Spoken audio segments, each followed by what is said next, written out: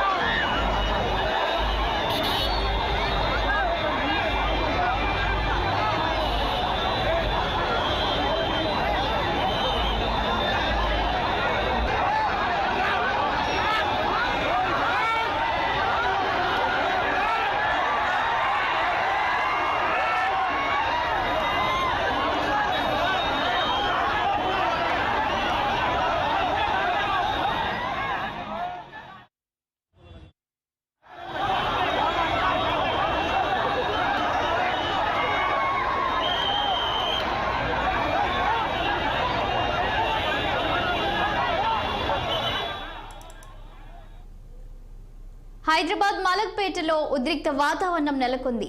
మలక్పేటలోని హజీబో హోటల్లో ఫ్రీగా హలీం అంటూ ప్రకటించడంతో అధిక సంఖ్యలో జనాలు ఎగబడ్డారు.